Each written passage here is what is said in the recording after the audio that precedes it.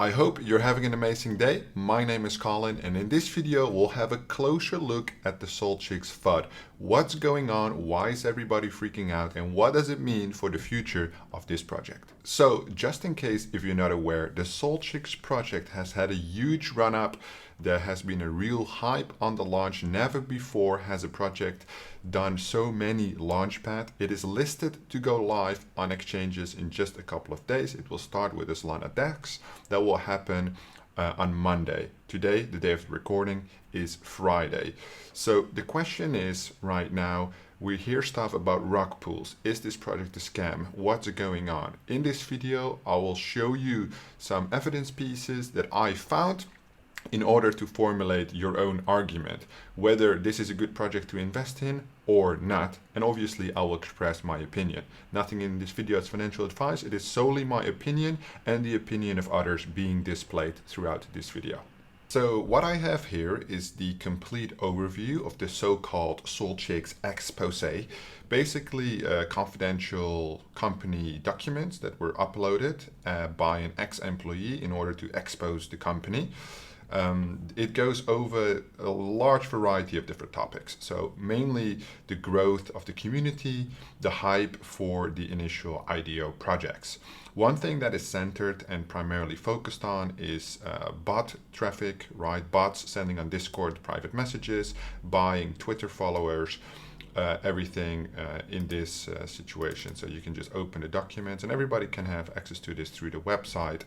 It will take you some time to go through everything, and what you'll notice, in my opinion, is that it's not really that special, to be fair. So I can understand people with no business background might be shocked that companies buy followers, buy shoutouts, hire influencers, but this is common practice. So obviously I am the CEO of two advertising companies, so for me this wasn't a surprise at all.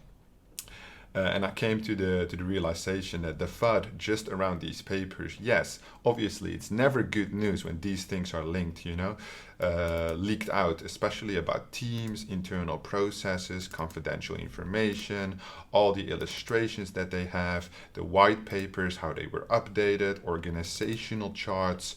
That's just something you don't want to be out and about everywhere. However, I went through this very thoroughly and I didn't find anything where I thought this is extremely shocking. I want to pull out of this project. I no longer want to participate. I think the FUD around it centralized just around these documents is not as big as people try and pretend to make it. So first of all, these are the documents. You can review them yourself, and obviously you can create your own opinion from this information. I will leave a link in the description down below for full transparency as always. Right, I'm going to highlight 3 different influencer social media channels on which I got information from and to voice my opinion on what I think would be realistic there. We start with Twitter. I got tagged numerous times yesterday in these messages from some guy called Sag. I don't know who it is. My followers also don't follow him, right? So but he apparently is a professional rug pull detective, something like that. He has like a lot of posts about, conversations, information. And basically, I want to highlight the SolChick information that he posted the other day, just to have a look. So it starts here. Here's their internal documents.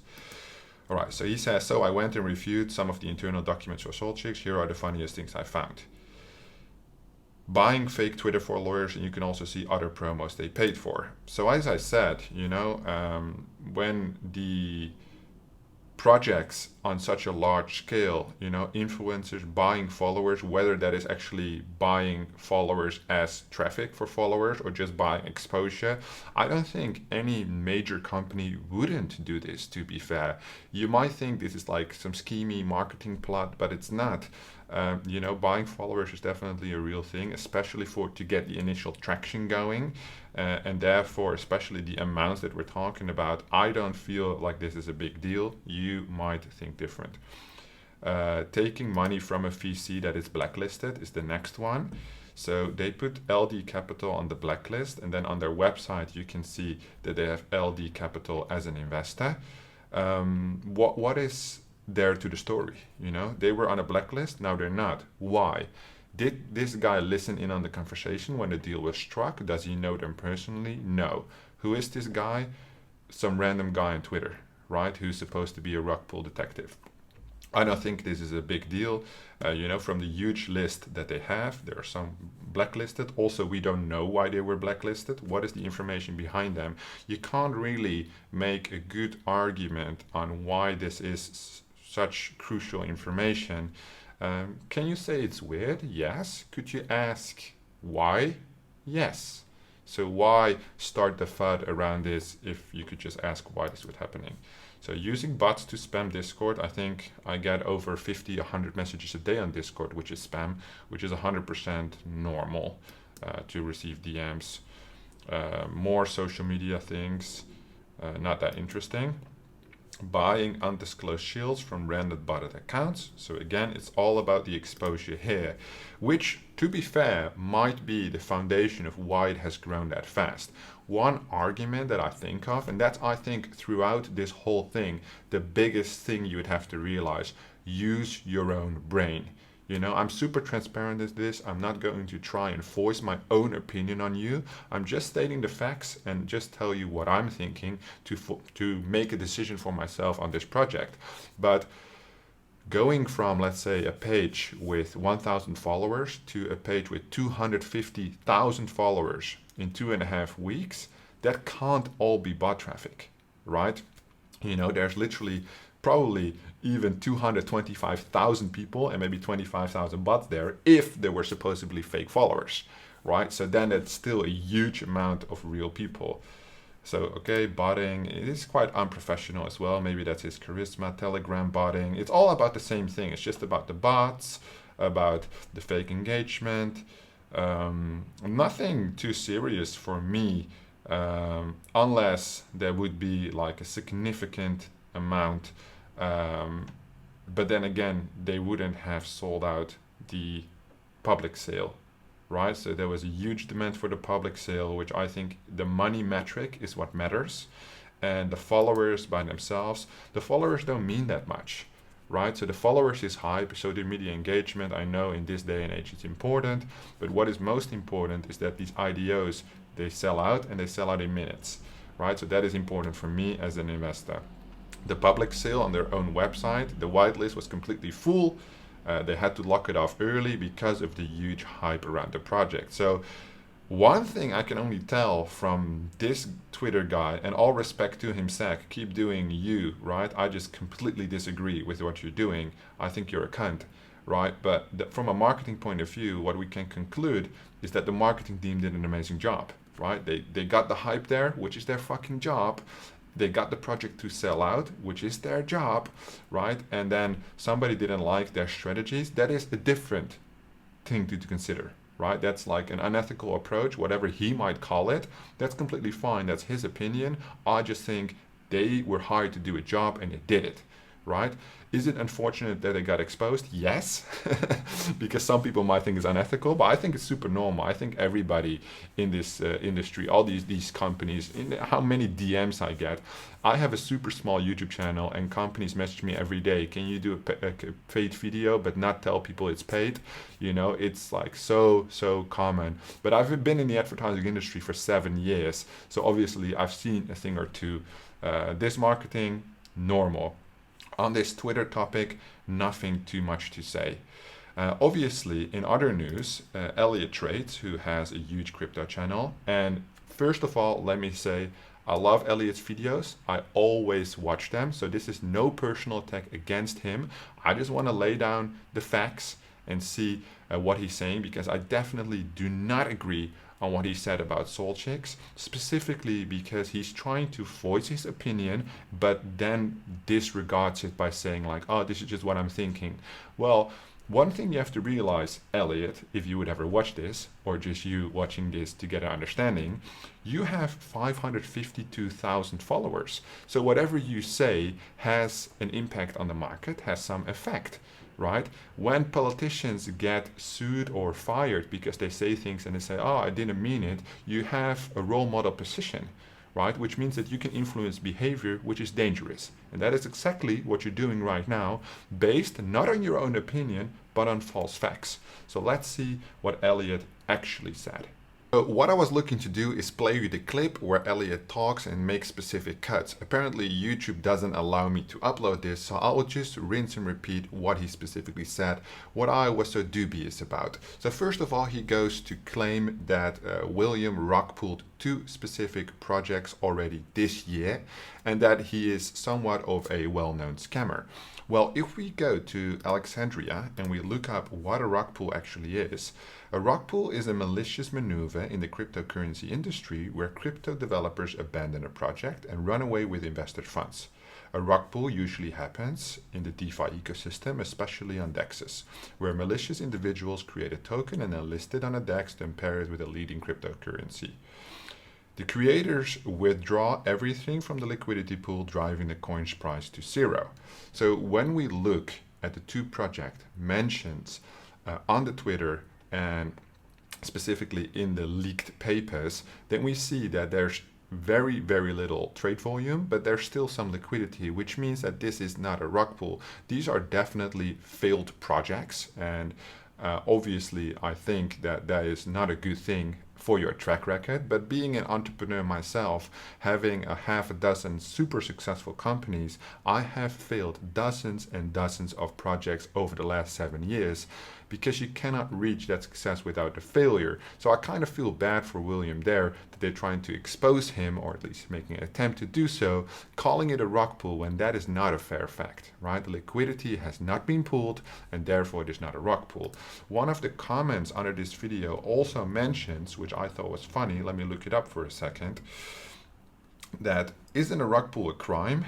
How can a rug pull be walking around free? If you would rug pull, take all the liquidity, I assume people will sue you, especially if your name is there. And that's what you obviously often see with rug pulls, that they are anonymous. There's no white paper, the team is not available, you can't find them. But William is there with his LinkedIn, with his face, with his entire team. He's coming on these AMA Q&A calls.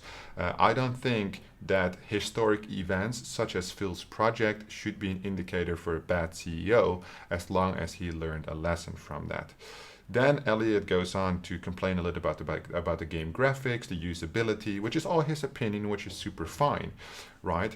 Then the main thing that worries me, or at least makes it that I don't trust his advice, in my opinion, is that he goes on to pitch a game that him and Alex Becker invested in, which is so much better. So basically saying, SolChicks is crap, do not invest in this, I wouldn't if I were you, but then what do I know? So basically trying to discredit his earlier mentioned so-called facts, and then going on to basically say, hey, I have this big time game, which is super cool, you should really look into it because this is something that is a good game because blah, blah, blah, blah, blah, right? Which might be the case, but to make that switch from bad to good feels like he's using SolChicks just as an example to get his opinion across on his new project, hyping it up. And that's what they usually do. Of course, these guys are professional marketers. They run major YouTube channels with hundreds of thousands of followers, right? And what ends up happening is they have early invested into the coin, the project, it goes up once they tell everybody about it and they have a huge benefit. That's just fucking common sense, right? So when you go on is that I obviously always do very thorough research, right? So when you see something like this points out, so I had a look, I only knew about Blocktopia, that Alex and Elliot both said Blocktopia was a scam, and the Blocktopia coin has done, I think, tremendous returns, right? So it was definitely not a scam, it's one of the biggest metaverses out there. So when we look at the all-time performance, it has done extremely well over the period it has been launched and before it was called a scam. So I didn't know this one personally, but he said just as he predicted Hex was a scam, well, let's look at Hex and see what the performance has been there, which has also done extremely well. There's obviously been quite a dip, but then coming from this to where it is now, has done really, really well. So obviously it's always an opinion, and that is the most important thing. He thinks that this will happen. I think something else will happen. You have your own opinion, and everybody's entitled to their opinion. That's the most important thing. One thing I see all the time is you're either right or you're wrong. Only time will tell. There's no reason to endlessly argue about it, to throw mud from one side of the other. I can still disagree with Elliot and think he makes great content. It doesn't mean he's a bad guy. I just don't agree with him. And that's obviously the snowflake generation, that if somebody doesn't agree with you, you go and cry about it. There's no need. There's just 2 days left until the listing, and we will see what will happen. Either we're happy or we're unhappy, but life goes on, guys. It's not that big of a deal. One thing that I was thought also funny, what came up, which is more for me, of course. Let me see where that was again. It was a little bit more to the top.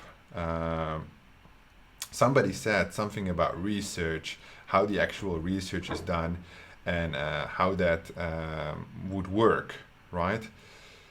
I think that's also important, you know, to at least show what the research, how that would work. I can't find a comment right now, and I don't want to take up too much of your time, but that's why on my channel I do a research report, right? I have very long, sometimes a little boring videos, which are like 40 minutes, sometimes an hour long, where I show you actually my research.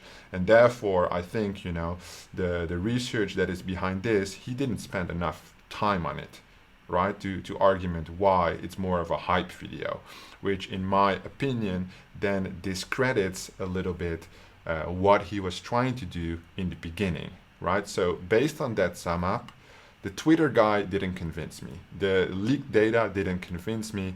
Elliot, unfortunately, didn't convince me to look away from this project, move away from it, right? What really matters is this moment, this information, yes?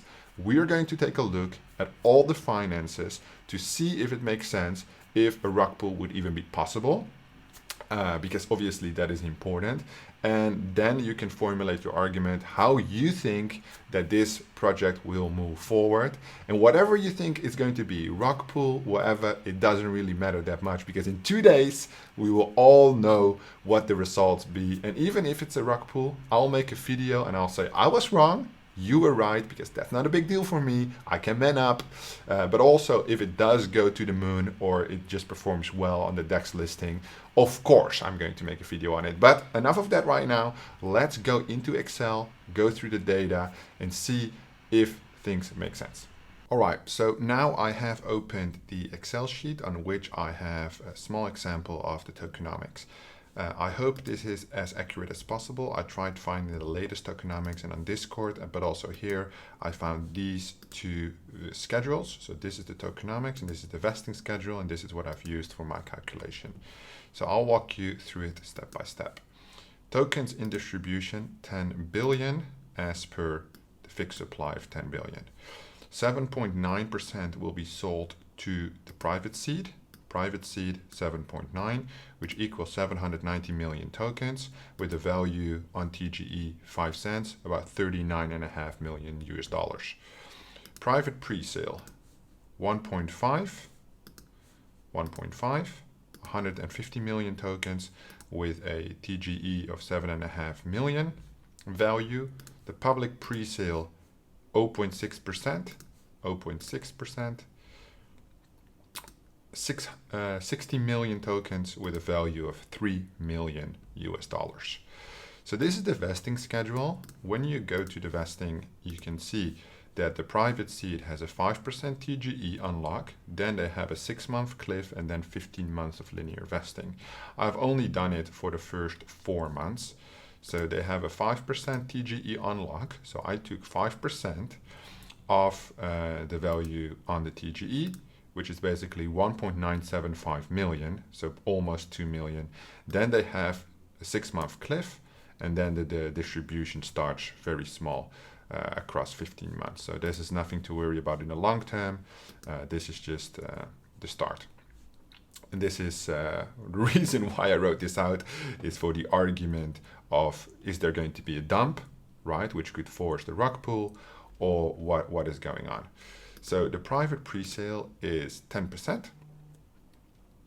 TGE unlock as per this overview, which then is 3 months, and in the 4th month the linear vesting starts, but this is 4 months after TGE.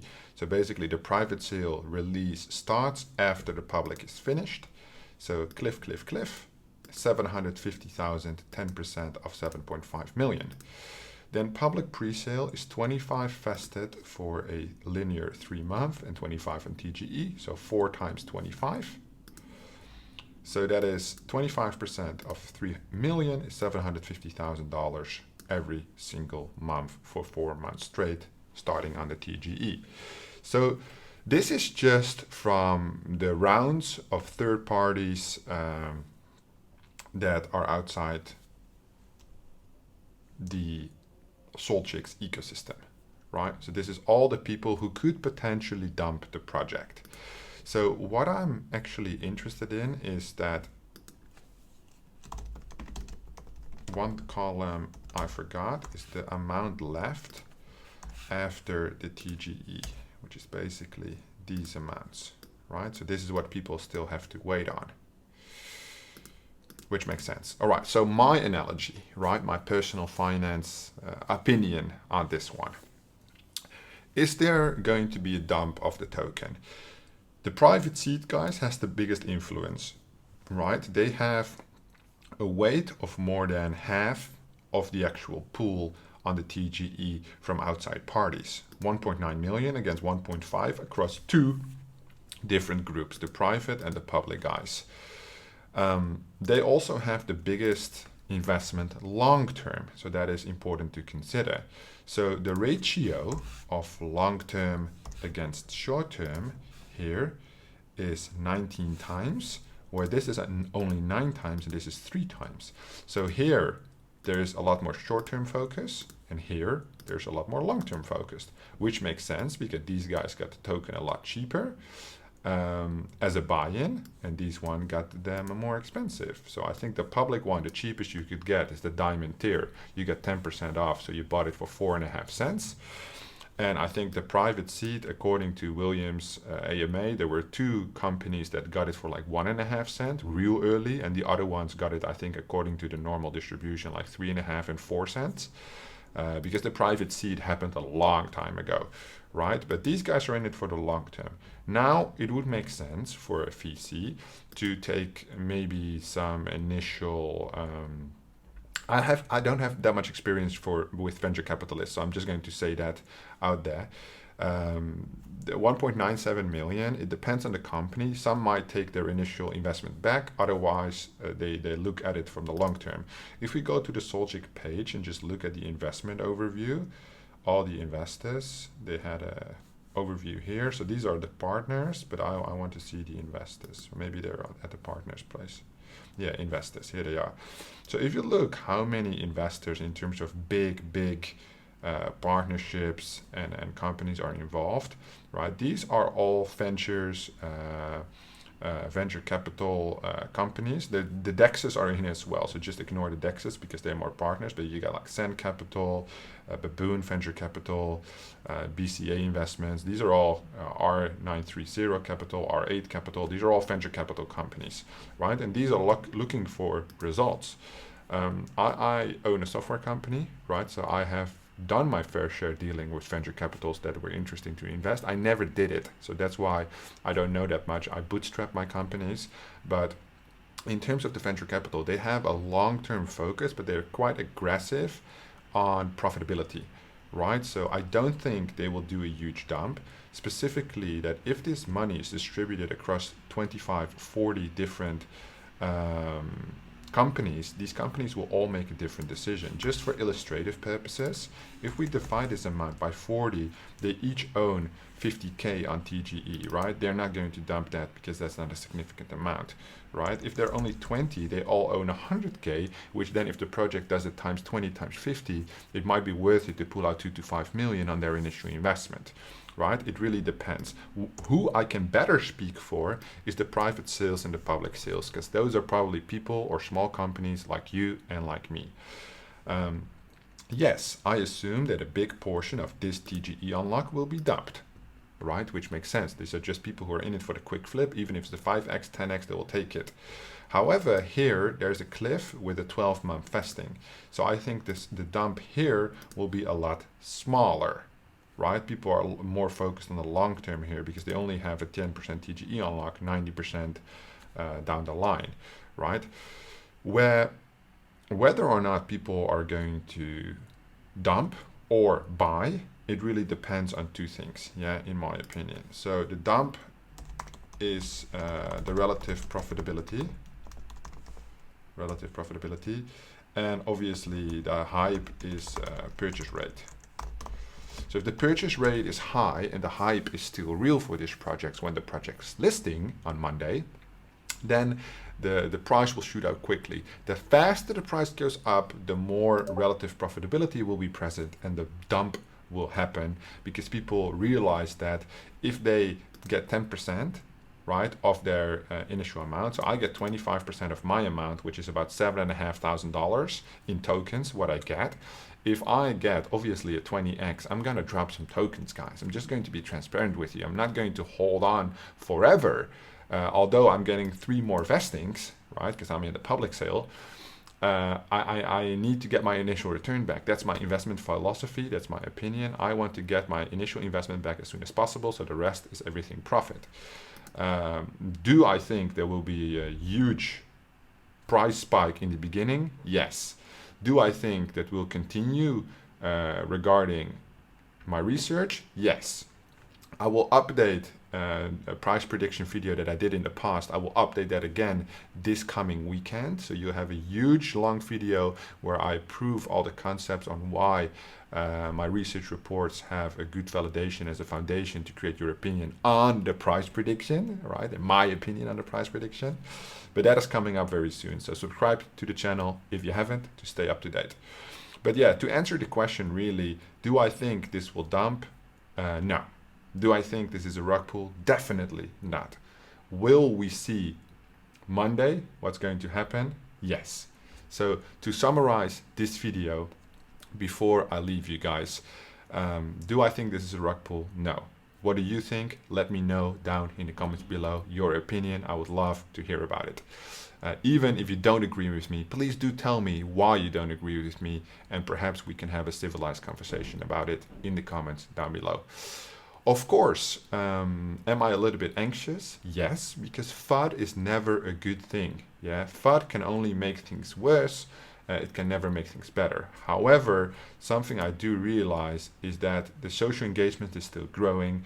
This FUD is getting a lot of eyeballs on the project, which when you look at a classic marketing statement, no publicity is bad publicity when you look at the long-term potential of this project, which I can find myself in right now when I look at this and I'm like, well, maybe it's not so bad after all to get all the exposure, because the team is doing everything they can at this point to be extremely transparent, which I didn't see from them that much before. They were always really supportive.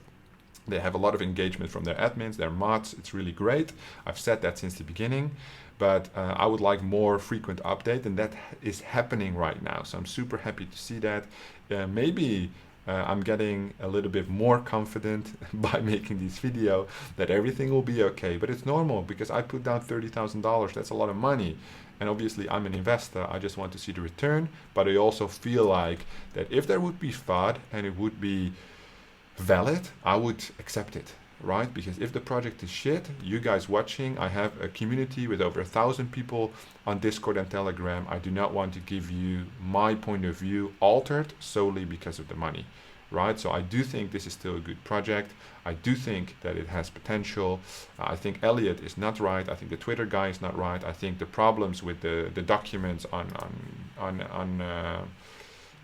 the papers is not that big of a deal. I listened to the AMA. The answers were good, and everything else, we will see what will happen on Monday. If you like this video, please give it a thumbs up. Don't forget to share your opinion down below. And remember, keep it civil. Subscribe to the channel if you haven't. Thank you so much for watching, and I will see you in the next one. Just one quick thing before you go. I will attach right now a clip from the AMA session of William, the CEO of SolChicks, where he answers all the questions from the audience about the ongoing FUD. So enjoy watching that and get your learnings from that. We've got quite a lot of people now, so I think we'll get started. I actually haven't had the opportunity to do a lot of these for a long time, or an AMA in general, just because we've been so busy. I think the last time I probably came onto the public was when we were doing Mint 2, probably about 5-6 weeks ago. I'm not sure if anyone here remembers that period, but we've come amazing progress over the last 6 weeks to where we are today.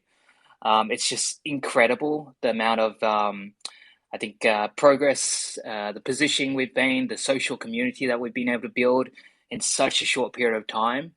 And one thing I'm really, really proud of is the team here, the amount of work they've put in. And therefore, I think that a lot of that in terms of results has actually started to really show. I think just to give you guys probably some stats of the last 3 weeks, or even the last 2 weeks since our demo came out. As of today, we have about 70,000 people that played our demo. Our Twitter following went from about 20K or 25K to 250K within the last 2 weeks. Our Telegram groups and our Discord community now sit at almost 200K each. We have a total following of over 600,000, which makes us the #1 play to earn in terms of social following. We're ranked #1 on as play to earn game on Solana on playtoearn.net. And we were ranked 3. We're now probably about 5 or something, somewhere between #3 and #5 overall, just behind Axie and NBA. So that's just remarkable progress. From a fundraise perspective, we have 400. Within 3 weeks, we had 400 private investors, VCs, KOLs, influencer groups sign up to to invest into us in such a short period of time. We had 60,000 people sign up on our website to join our public launch. We actually, unfortunately, had to turn away the majority of them because we just didn't have any space. We did a world record launch on over 35 launch pads simultaneously. That's by and far the world record for any type of cryptocurrency project ever done, and that's just remarkable. I mean, just some stats. I think TrustSwap, they had a $1.4 million allocation within 2 hours of them putting up their campaign. They had pledges of over $13 million, right? So I think that this is just, I think, really incredible. I don't think any other project has gone from 0 to #1 in such a short period of time, or made the type of progress that we've been able to make with our team building, with our game development, or with our community. And I think that speaks volumes to the work, the hard work the team is really dedicating, as well as to the quality of the product that we're actually building taking to market. So I think with all that said, I think that's a really big applause. I look forward, obviously, to listing next week. We haven't yet announced the final date of our list, but it will be sometime next week. And we plan to list on Radium as well as the centralized exchange simultaneously, or on the same day. More details on that will be shared shortly. I want to actually spend a bit of time, I think, pausing there, and I think some of the things I'm going to spend some time talking through is, I think, #1, I think we've all seen the accomplishments that's this project has really done over the last few weeks. That obviously is to be celebrated. But I also wanted to talk to you guys a little bit about, I think, obviously, the roadmap going forward. And then address some of the form of FUD that some one or two parties have actually brought up in the last 24 hours. That obviously we are, we want to be very transparent. And, my view on these things is that some people have looked at some things or taken some things out of context without the full context and, tried to put a story behind it. So I'll be addressing those those claims head on. And then I'll be spending a bit of time talking about the future, what we're planning to do, I guess, post listing, all our good plans, and then also probably just leave a little bit of time for Q&A afterwards. So first of all, I think let's address some of the FUD comments. Some of you might be aware that there were probably about 2-3 different parties that came out with FUD over the last 24, 48 hours. The bulk of that we've actually addressed in a Medium post that I sent out. Now, I want to first, before actually addressing those FUD, I want you guys to understand why there's FUD around us. It's the reason we have FUD and other projects don't have FUD is because we've literally grown. We're breaking records for the amount of growth that we've managed to achieve in such a short period of time. We're doing things that no other project has ever done. So, the number of investors that we put onto our books, the number of launch pads that we've actually put, also put onto or launched at simultaneously at the same time. These are things that people have not done before. And we're very, very aggressive when it comes to marketing and hiring new people left and right. And I think that type of mindset for our company is the mindset that has brought us to today. But on a go-forward basis, it's going to let us be the number one and hold the number one position when we actually launch our game. Because we're going to be the first one out to the market. We're going to be the first one to go and acquire users. And we're doing things that people have never done before. So, as I said yesterday, if we were just a lazy company growing very slowly, doing exactly what everyone else does, we wouldn't have FUD, right? But the reason we have FUD is because we're trying new things out, right? The launchpad strategy, the number of investors we're doing, right? These are things that have never been done in the crypto world. And when there's a company out there that's innovating and doing new things that are completely different from what other companies are doing, people are going to think, wow, there must be a hack, right? They must be doing something illegal, right? They must be, whatever the reason is. But it's not that, right? The simple answer is we're doing things that are unorthodox, right? And, that has started to pay off, right? If you look at the data and the progress that we've made, it's shown that what we're doing, even though it's different from what other companies have done to today, right? They are doing, we are doing things that work. And if I might remind you guys of companies like Apple, right? They did not get to where they are today by copying other companies. And we have no intention of doing, exactly what everyone else does or following the same traditional paths in this space where, I think to be number one, you've got to be innovative, right? This entire sector is so new, so different, and it's going to disrupt traditional gaming. You can't be doing what everyone else does.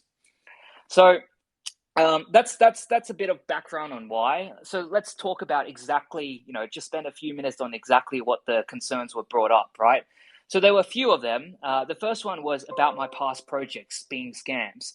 If you guys actually take a look at the Medium that I launched out, you'll note that there's nothing in those projects that indicate they are scams. I never sold a single token, right? The projects are still ongoing, right? The projects were audited by TechRate, right? They still have their website up, their socials are up, they're still being run. Admittedly, not very well since I left, but still these projects and the liquidity is still there. So these are not rug pulls or these are not scams. So when I first started CatzCoin, it was in March, April, May this year, right? Meme coins were very, very hot, right? And when I think about the time where I want to be spending my time, I want to be spending time where things are hot and things are moving and things are innovative, right? So we tried to create a cat community at that time. It didn't work out, And I ended up moving to another project that actually had utility, but the project is still there, right? You can actually still join the room. I've never sold a token, right? And there's nothing that would otherwise indicate that that's a scam. Obviously, meme coins all crashed, right? When every Dogecoin, Shiba Coin all fell down. But that project, was not a scam. The second project, similar, right? We tried to do something with a bit more use case, right?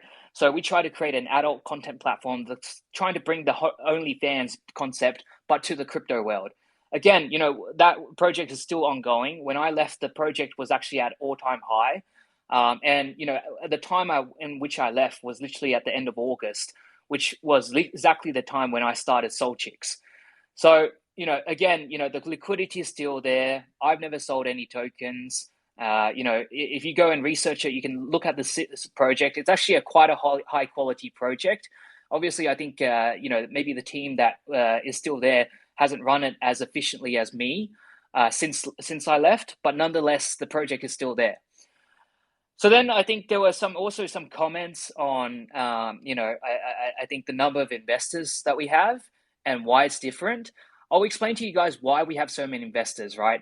The reason we have a lot of investors is because when we went out to go to market, our philosophy or our thesis was that if you have more investors, particularly KOL groups or influencer groups or various other marketing groups, and if they invest into you and they locked with you via a vesting mechanism for 15 months plus, what that means is that they actually are essentially stuck with you. And they are they all have their individual communities, right? Each of the investors, each of these KOLs, they have somewhere between, some of them have 10,000 in their community, but some have 2 million in their community.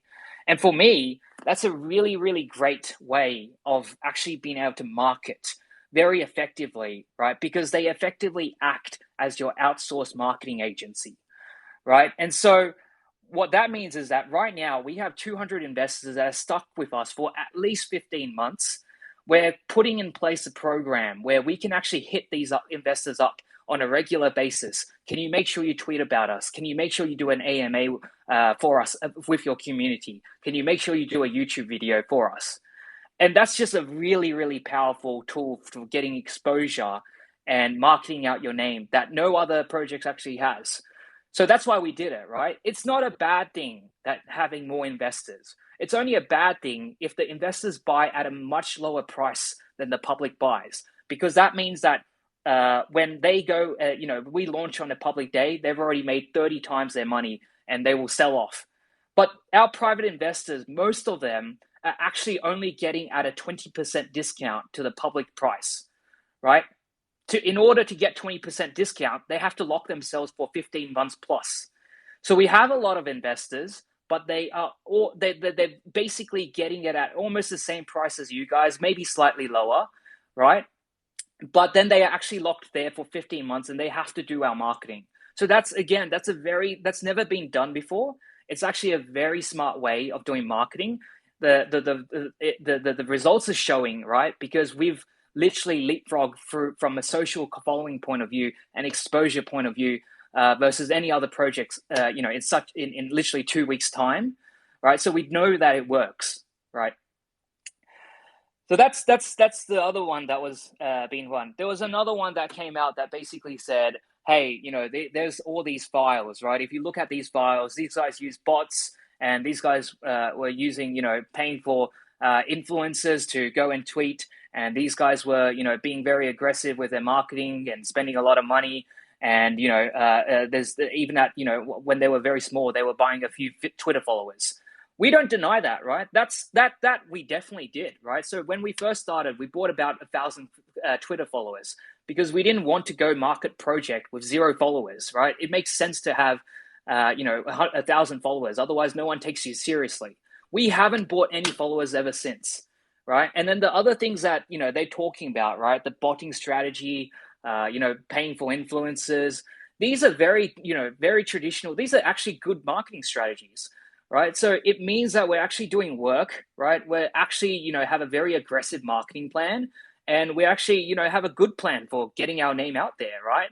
I would be very, very worried if any project that you guys invest in weren't doing marketing the way we're doing. So again, I don't know. To be honest, that one seemed a bit stupid. Because I think the sign of a really great project is being very organized and very aggressive when it comes to marketing, and I think that that does show that we're actually doing that, and we're doing a really good job of that. So I think keep in mind, this project, we're not trying to come out with we're not coming out with a game in 3 years or 4 years time. We'll come out with an alpha in 5 months time, where we'll be massively spending a lot of time and a lot of energy and hiring people left and right who are hungry and working 18 to 20 hours a day in order to literally be number one and disrupt the industry. So I think for you guys, like, you should take this as a great sign of a company that's really spending a lot of time and effort and very, very passionate about what they're doing and trying to disrupt the industry. And to be honest, if this was a project that I had to pick between that project and another project that, not making any waves, they're taking their time with things and, not really having much impact, I know which one will probably grow the fastest and become the next unicorn or beyond. So that's some of the FUD. I think that was the main one. I think some of you might have seen what happened with MetaPlay this morning. I mean, obviously, we're a very, very respectful and professional company. We spent a lot of time addressing their concerns that they brought up. But at one point, the CEO, I'm sure you saw in the messages, he was very rude. He was attacking us all the time. He was racist. He was actually making death threats against me. And we don't support that type of behavior. That's not the type of behavior we want to see, in our partners and in our team at all. And hence, we decided to cancel his allocation. So that's the bulk of what's happened over the next 24 to 48 hours. Obviously, this type of stuff does happen. But, the way I think about these things is that these are very short-term things. The ultimate result or the ultimate, driver of a company's price, right, or the value of a company is going to be based on the team, the product they produce, and the progress they actually make.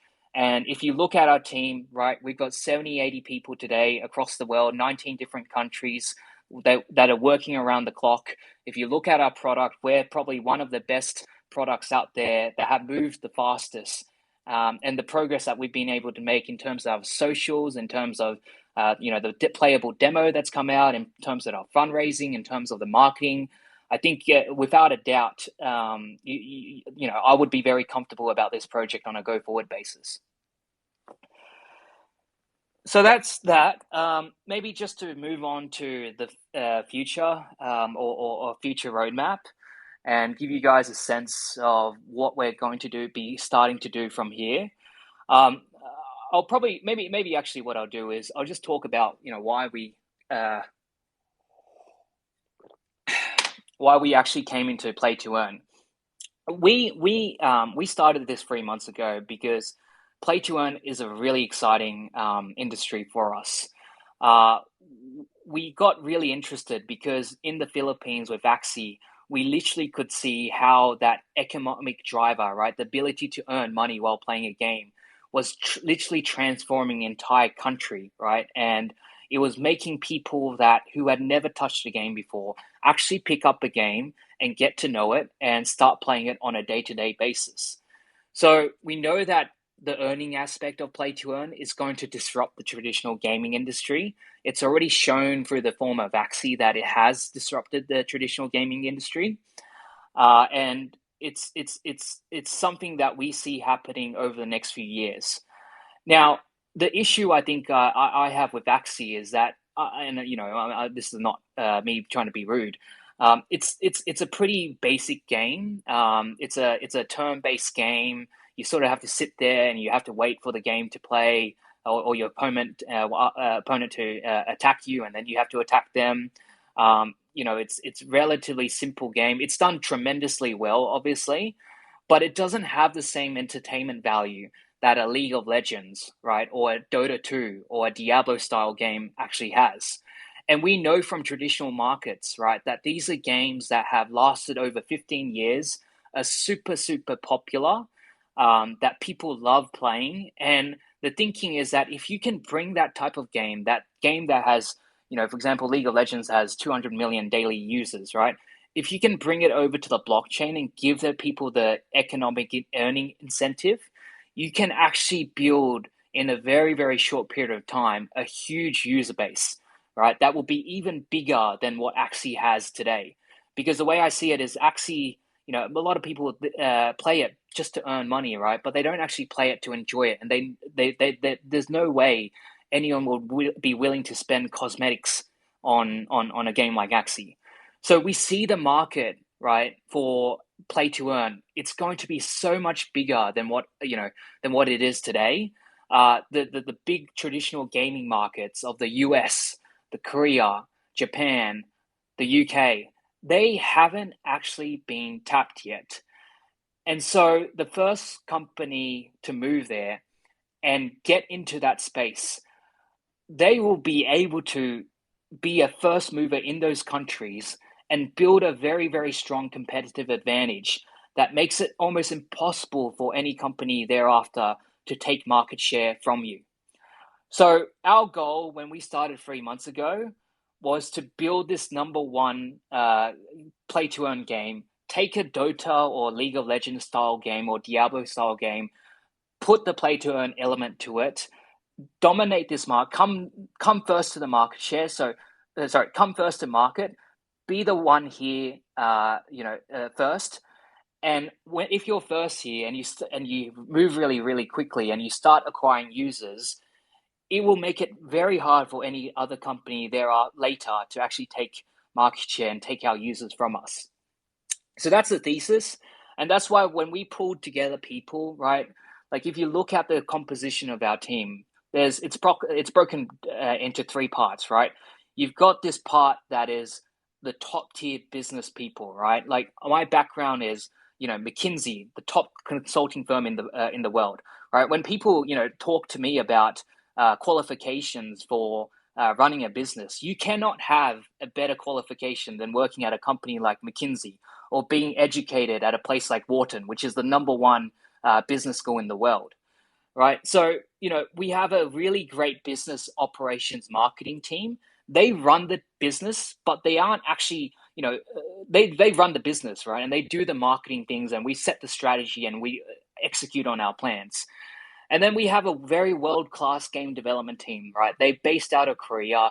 These are the best of the best, right? Senior game developers of games such as MapleStory, Dungeon Fighter, PUBG, Terra. Again, the best games in the world, right? And we've got the best game team actually creating them.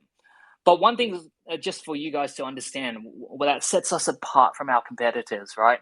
We don't actually have, despite having a world-class game development team, we don't actually let them run the company, right?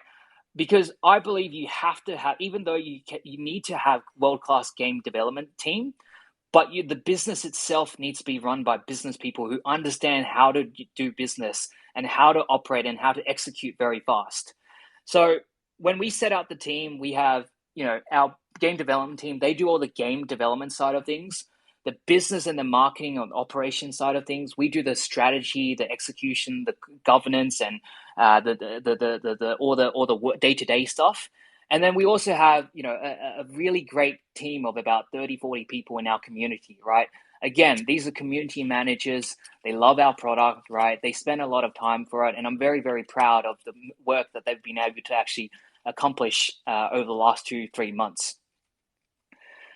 So that's what we set out to come out with. We have a team that all around, we work hard, we push hard, we're not very lazy. We know how to, we don't spend time on things that don't really matter, right? We spend times on things that really, really do matter, right? And so I think what you've seen is our demo came out. It's a very high quality demo. In fact, it's probably the highest quality demo out of any play to earn game right now. That was created after 3-4 weeks of work. Of record, right? There's no other company that can create that type of level of quality in such a short period of time. We will have our alpha launch in March next year, and we're aiming to have a full game by July, somewhere between July, September next year as well. So that's the long-term plan. I think obviously we have a lot of work that we'll be setting upon.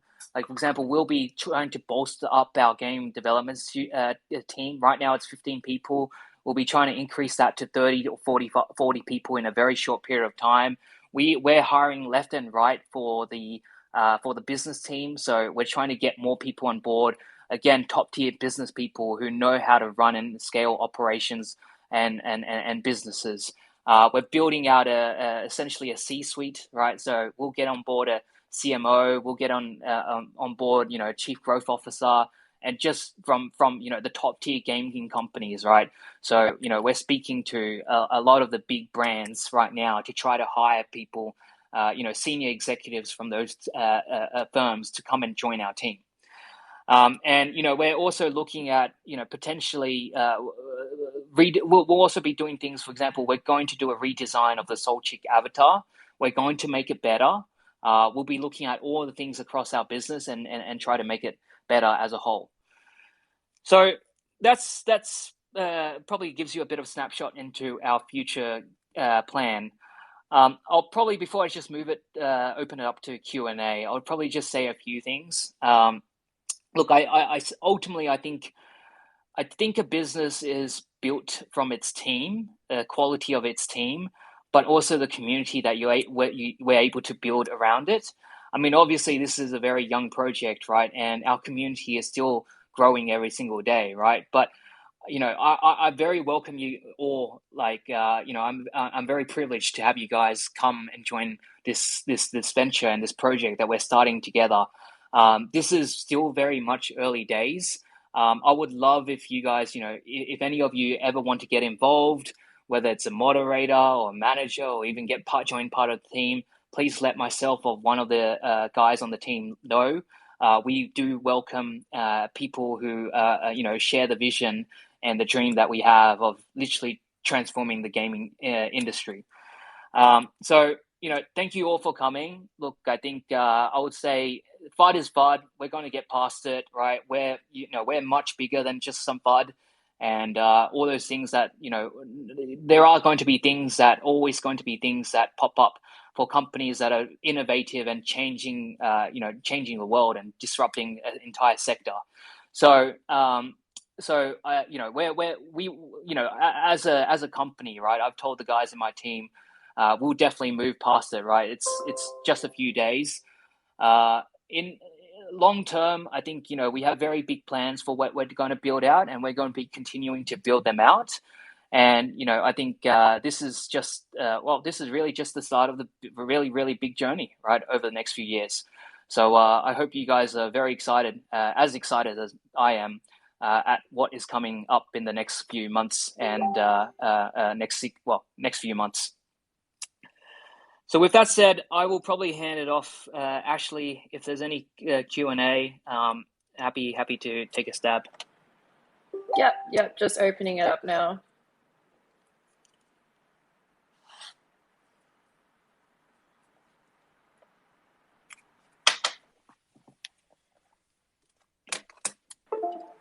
Hey Manny, would you like to ask a question?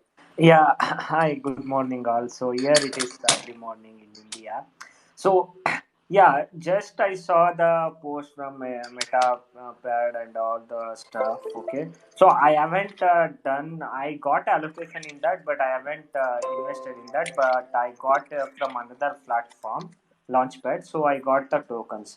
So since they have cancelled the allocation and given back, they saying, right. So is it like all the launchpads are gonna decide like this, or what are the plans do you have to discuss on this issue? And if it is not going to rectifiable, then fine. But what about other launchpads which we have invested already? So it will be like similar or something like that. No. So just to be very clear, right? It's just this one launchpad. They didn't cancel on us. We canceled on them. The reason we canceled on them was because they were they kept attacking us as a project. they were making racist remarks to us, Okay. and they were literally sending death threats. Like, if you guys, I mean, I won't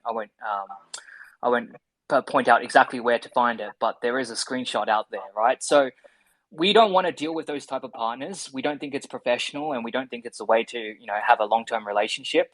And that's why we ended up canceling it. And None of the what other about Red Kite? Red Kite also they said something, right? In the No, so email. they pulled out, but that was actually a while ago. So Okay. as you can imagine, when we went to a number of launch pads, we talked to probably about 40, 45, 34 of them or 35 of them accepted. And then some of them didn't get there because number one, I think the number one reason was because we had a lot of launch pads and it's never been Okay. done before, and some weren't comfortable about, launching with, 34 other launch pads.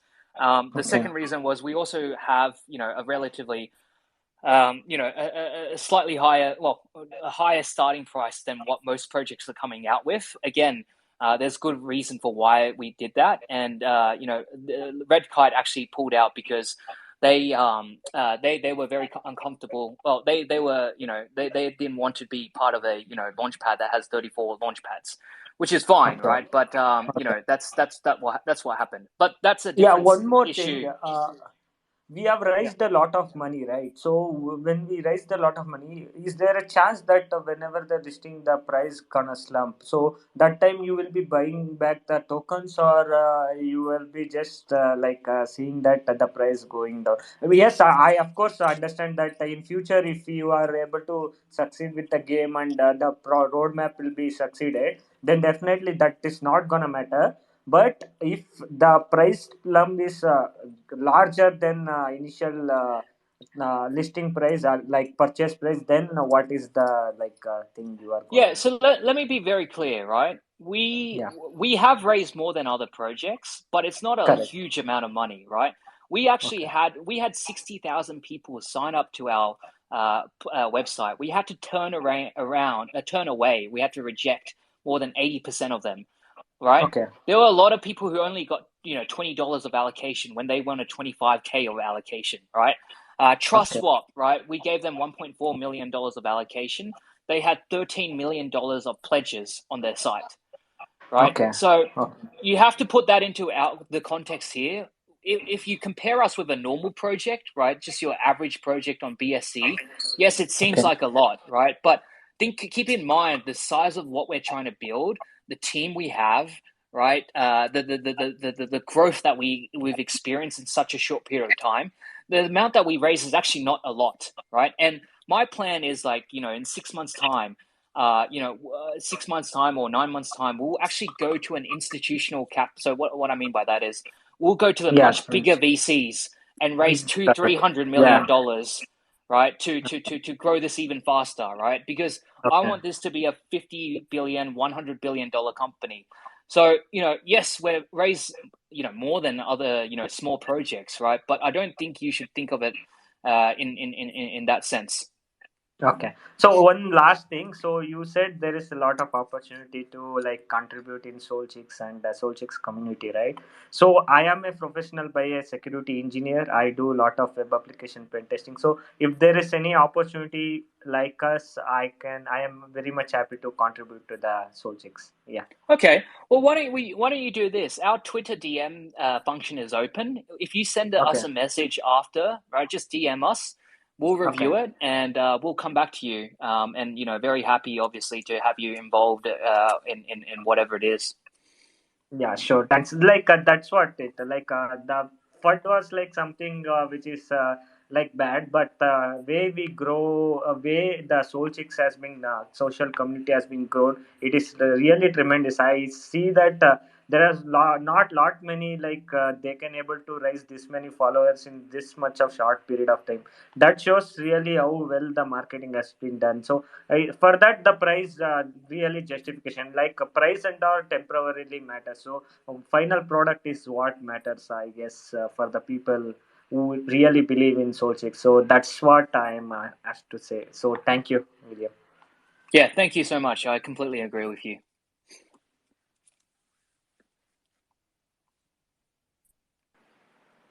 Awesome. I've just invited Jonathan to speak.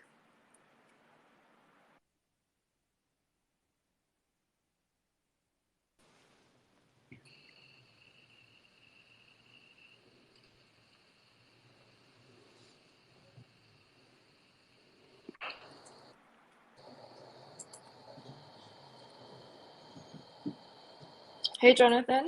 Hey, how's it going? Firstly, William, thanks for coming out just before launch and answering all these difficult questions. I think you handled most of them fairly well.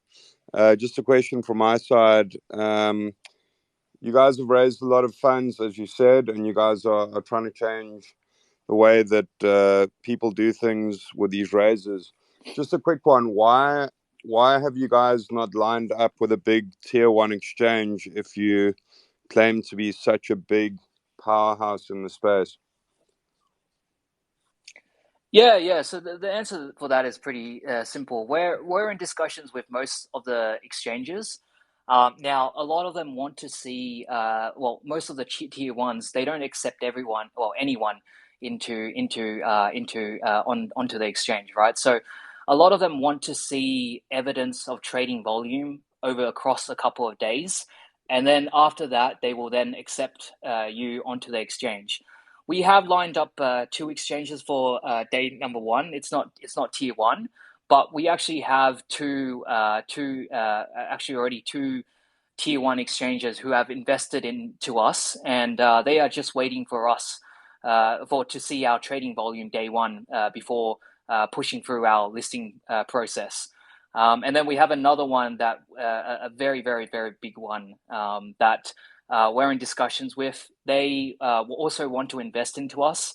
They actually want to invest a lot of money into us and actually take a lot of the tokens. And we're negotiating with them on right now in terms of how much they can take and what valuation. So that's all in progress. I would say again, I think if we're showing that we have the right people and the right volume and the right traction, there shouldn't be any issues getting listed on any of the exchanges. Cool, thanks. Just another question. Do you guys have any plans, if a lot of these IDO guys start selling, do you have market makers in place to protect the price?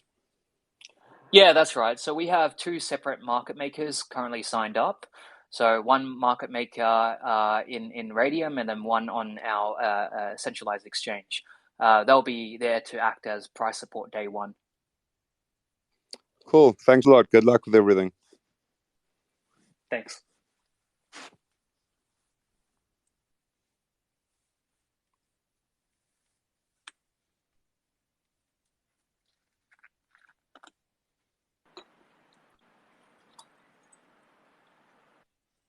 Has dug their own grave.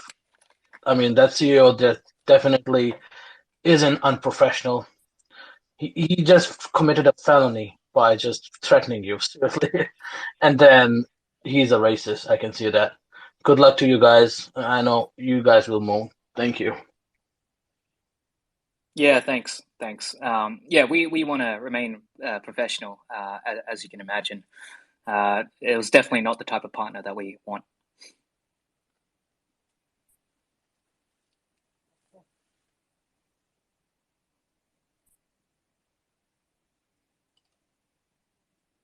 Hey, Cyberhong. Would you like to ask a question? Okay. I want to ask, do we have any competitors? And another question is that, what CX are you aiming to be listed on? Thanks. The question I think was, do we have any main competitors? Look, I probably won't name any names. There are definitely other games out there that are currently being built. I would say probably just some observations. Some of them, a lot of them, I find they tend to be run by game development teams, and therefore they actually move relatively slowly versus what a traditional company might be able to do. I think I don't think. I mean, if you look at outside this realm of games, there's not that many games. I mean, things are moving very fast, obviously, right? But there hasn't been many games that have actually come out with a playable demo. The amount that probably have, you can probably count on 5 fingers. And I think what we'll see over the next few months is the company that can move the quickest is going to really be able to develop a very strong market share. And I'm very comfortable that we probably do have the team that moves the quickest, definitely the most hardworking, and the one that's literally online 24/7, doing things every single moment of the time of the day. So I think that's all very positive. With regard to the CEXs, we have signed an agreement where we can't actually announce it before they do. So at this point, I can't say who they are, but I guess you guys will find out in the next week.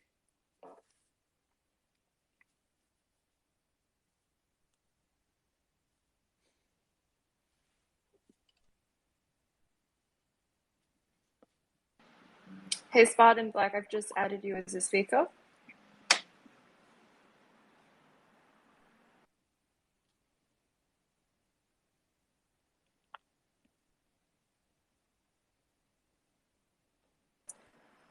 You may have to click unmute.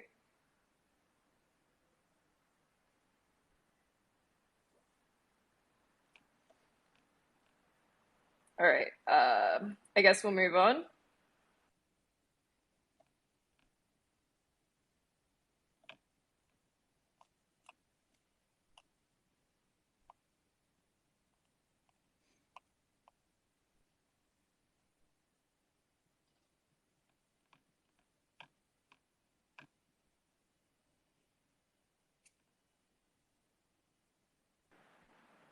Haben, do you have a question?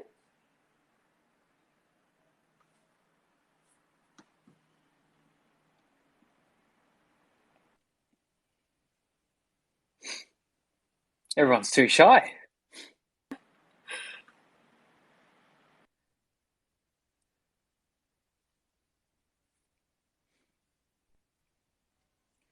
Okay, actually, why don't we do one more and then we'll probably wrap it up.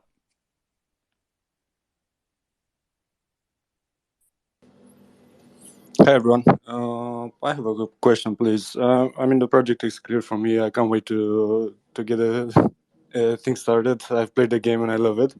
One small thing, if anyone can help me out, I think my wallet was compromised, and I'm supposed to get my airdrop before launch. And I was wondering if anyone can help me switch addresses, make a new wallet. Thank you. Yes, so that's definitely possible. So what you should do is, if you don't mind DMing us either via Twitter or through our Discord, you can actually create a ticket, and then in the ticket you can raise that up, and then we will we have a spreadsheet where we can essentially change addresses for anyone whose wallet is compromised, and we can actually do that all the way, even after launch. So it shouldn't be an issue.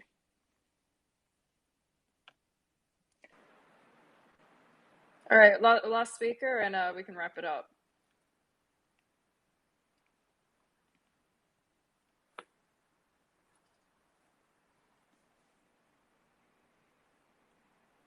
Hello, can you hear me? Hey, how's it going? Yeah, we can. Right. My question is related to the other question you've answered already, but I would like to ask anyway, because the initial launch was a bit earlier in the month, and everything was set to go, including your VCs. And then later you said that most of the investors will be paying around 20% less. How is that possible when the launch was already ready? So my main question is, would you guys be releasing any detailed papers regarding tokenomics and prices for VCs and public sales and that sort of documents? Yeah, so I mean, the simple answer to that is most of our private investors bought at 4 cents. Most of our public investors, including the ones on the launch pads and the ones on through our own website, bought at 5 cents.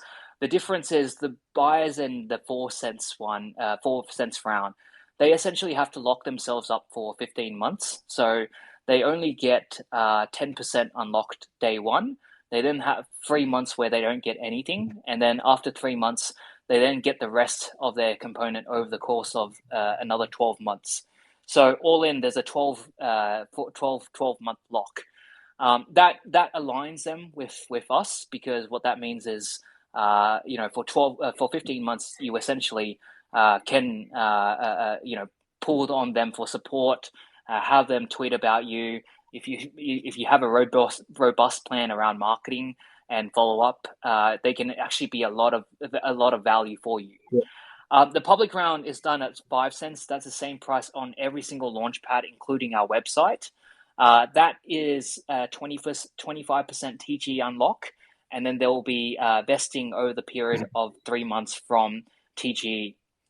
So that's what I meant by that. Yeah, I understood that part. The question was when earlier in the month we were ready to launch at 1 cent, we already had VC. Oh no. So let me give you an example. Let me tell you what happened there. So those were old prices. We ended up we actually ended up moving pretty much all investors up from that price. Right. So no investor at that price. Yeah. So all investors actually went up. So there's practically no, or with the exception of maybe one or two guys, right? Pretty much all investors moved up in prices, right? So there's no one left at those old prices. They were very, very old prices when we started. Right, got it. Just for our own sort of community sort of initiative, because all these questions you answered very well. All of these answers could have been avoided if we just did, like I was asking, is there any plan at some point where we could just release some papers that this is the allocation, that's how it is. You don't have to be bothered with any of these questions when we could be talking about the project itself, like in EMEA today. That would just clear things up. Yeah, look, the Tokenomics are actually in our pitch deck. That was on the website. There's still some things moving around. For example, we have to give some people refunds and so forth. Mm-hmm. But once that's all settles, we'll come out with a final version of the Tokenomics. Okay, that's brilliant, because I can't wait to play the game, because I'm a gamer first and investor second. So hopefully you guys can make that happen for us. Yeah, no, definitely. All right. Have a good day. Thank you. All right, cool. So thanks a lot, everyone, for coming. Look, I hope that was informative. If there's any other questions, shoot them. I suggest you guys shoot them through our Twitter, and then the team will collate any remaining questions, and then we'll prepare a written response to those questions. I think with that said, look, I hope there's a lot that's happening. There's a lot that has happened. Obviously this hasn't happened without drama, but that's all part of the good fun. We will be working really hard over the coming months to really deliver a great product and a great team, and something that really will transform this industry. And so with that said, I hope you guys are as excited as I am. This is day number, T-3 or T-4, right? We're still very, very early, and there's a lot that will happen in the coming months and weeks. So thank you everyone for coming. Please do keep in mind, my comments around if anyone does want to get involved, we would love to have you guys on. This whole journey obviously is a team effort and a effort of the community. And so if anyone wants to definitely get involved, reach out to us. We would love to have support left and right. So thanks a lot for joining.